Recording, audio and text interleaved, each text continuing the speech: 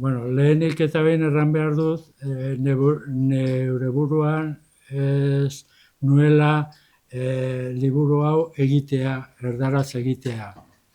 Nik kaleratu nuen Euskararen genesiaz, eta horrekin nahiko zela erakusteko Euskararen jatorria ezaguna geratu zela. Kontua da, 5 urte horietan, orain dela 6 urte kaleratu nuen Euskararen genesiaz, eta 5 urte horietan kaleratu zuten beste 3 liburu, eta gaia berbera Euskararen genesiaz, baina batek erraten zuen Dogonetik datorrela Euskara, beste batek erraten du lengua indoeuropea dela, eta gero Lakarrak nahi du azaldu Euskararen prehistoria, eta bueno, ikusten dut ez gaizki egiten duela, akatsak asko sartu dutela azalpen horretan. Orduan pentsatu nuen, lauren artean zer egin dugu? Pues nahastu dena. Orduan jarraitzen dugu Euskararen enigmarekin jotake. Orduan pentsatu nuen, zer egiten aldut? Nik badakit zer egin dut, eta ikerketa ona dela, eta emaitzak oso onak direla. Ez nuen beste aukerarik erdaraz jartzeko liburuan kaleratu nuela. Orduan, poliki-poliki hasi nintzen azaltzen emaitzak, baina kontua da, zuk ez duzu nahi itzuli liburua, baina kredibilitatea izateko nahi eta nahi ez, egin behar duzu, akats hau sartu dute hauek. Bueno, pues, errandut Lakarrak hankasadartzen duela bere azalpena. Eske, oraindik ez dute ongi azaldu nola garatu zen euskal konjugazioa. Haiek erraten dute lehenengoa izan zela trinko konjugazioa, hori izan zen, eta iaia atzo arte erabili zela. Eta gero perifrastiko konjugazioa agertu zela. Pues ez, nik erraten dut, hasieran, bueno, aditzak agintekin deskubritu zutela aditzak, baina partikulari gabe, errateko eman, besterik gabe. Eta gero asmatu zuten lehenbiziko aditz bakunak. Da aditza, izan zen lehenengoa, naiz eta ez beranduxeago, han agertzen dira pertsona izen ordain marka, orduan gero iritsi zen momentuan non hasi ziren konjugatzen aditzak. Bueno, pues, azkenean zuzenketak egin behar dituzu, eta zer gertatzen da, pues azkenean azaltzen duzula beste liburuan idatzi duzula. Orduan, laburpena da, pues erraten aldugu, bai, laburpena dela. Kontua da, nik lehenengo liburua idaztean, konturatu nintzen, erabiltzen ari nintzen metodua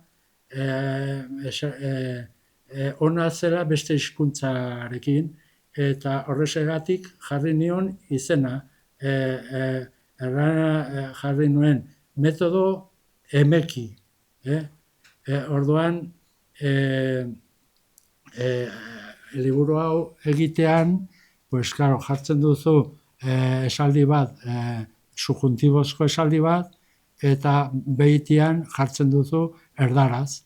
Eta, claro, poliki, zer gertatzen da, agertzen ari dela Gaztelako jazimento arkeologiko.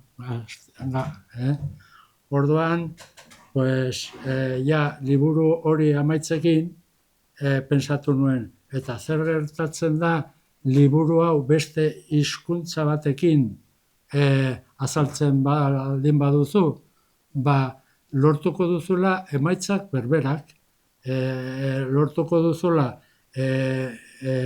esaldi tipoak kronologikoki ordenatu eta haren estruktura, eta konparatzen baldin baduzu hizkuntza horren estruktura euskal estrukturarekin, segiduan konturatzen duzu oso desberdinak direla. Claro, zaude kapaz-kapak aztertzen eta kota jartzen. Eta kota bakoitzean da elemento gramatikal bat asmatu duten momentua, baina norbaitek proposatu zuen elemento hori. Eta lagunak onartu zuten, horrexegatik azkenean iritsi da gure momentoraino. Orduan, beste liburuarekin, beste hizkuntzarekin agertuko dira bere personak asmatu zuten elemento gramatikal horiek, eta erresa da jakitea ze mailan zuten hitz egiteko. Eta hori oso importante da,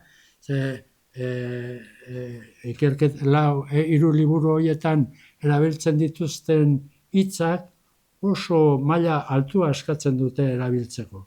Nik adibide bat jartzen dut, ume zahar agertzen da lergako estelan, eta hitz hori erabiltzeko ze maila behar duzun. Da bakarrik erabiltzen zutenean, bakarrik erraten duzu. Hau, zer da? Baina primogenito, zer? Ez. Orduan, haiek erabiltzen dute errateko euskara eta haiek aukeratu duten hizkuntza familia berekoak direla, eta, klaro, zuk begiratzen baldin baduzu, ze maila behar den hitz horiek erabiltzeko, eta gero begiratzen baldin baduzu euskararen jazimentoa beitian maila asko daudela, horrek frogatzen du hitz hori gehienetan izaten da prestamo bat, baina ez besterik ez.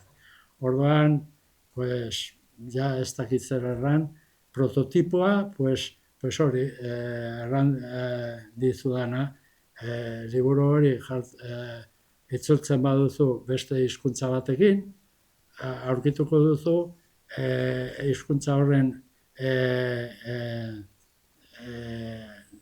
desarrollo, garapena, eta iritsiko zara bere hasierara.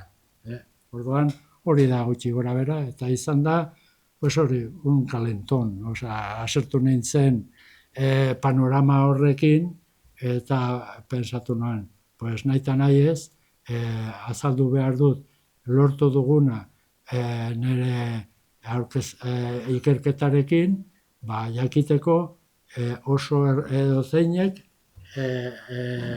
iristen aldela euskararen hasierara. Bakarrik esaldiak kronologikoki kolokatzen, azkenean kapaz-kapa iritsiko zara jazimentoaren azken kotara, eta iritsiko zara ze momentuan agertu zen da adizkia, eta hori.